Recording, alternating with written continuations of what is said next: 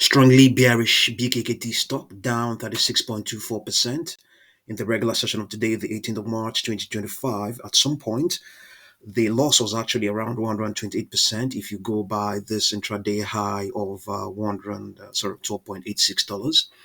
So it has recovered some of the losses it ran up in the post-market session, I want to believe. And then it was actually yesterday, the 17th, that this low of 5.64 was printed. So it has recovered some of those losses. As things stand right now, it's on this 4-hour chart, it's trading inside its price channel. And not a major news. The company decided to postpone its earnings disclosure. So the stock is in a strong bearish trend. Its 200-day moving average is sloping bearishly lower. And we have the extrapolation of its 10 period moving average is that weakness will continue up till Monday, the 31st of March. And after that, we may have a recovery. Does that imply that when the earnings are disclosed tomorrow, that we're not going to get anything positive? Regardless of all of that, there is an upper projection of $9.23. It did actually print 12.85 yesterday. Yeah, 12.85, 12.84. Yeah, as a matter of fact, there is not in play. 10.34 not in play, but at some point earlier on it was in play. So let's have a look at the 4-hour chart and see what's going on. The 4-hour chart, weakness is also expected to remain intact up till Thursday the 20th. And after that, maybe some strength might pick up on its on the extrapolation of its 10 period moving average. Okay, there are no upper projections on the stock, but we can try and compute one.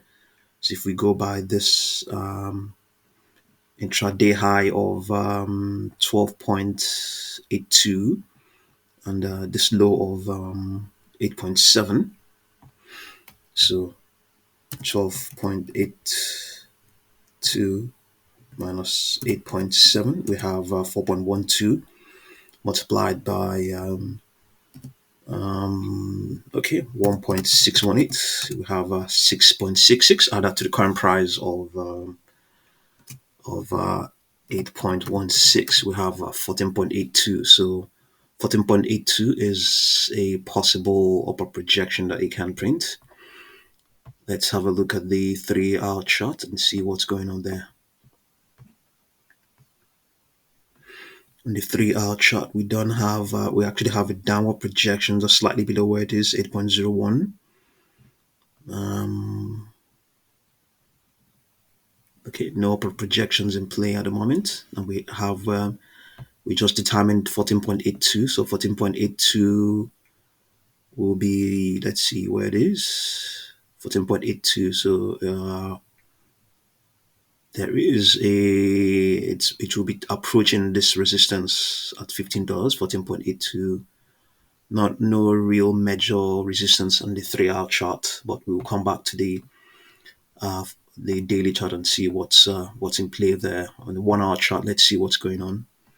Okay, here on the 1-hour chart, there are downward projections on the 1-hour chart. We have down projections all the way down to 7.45, but there's also an upper projection of 12.13.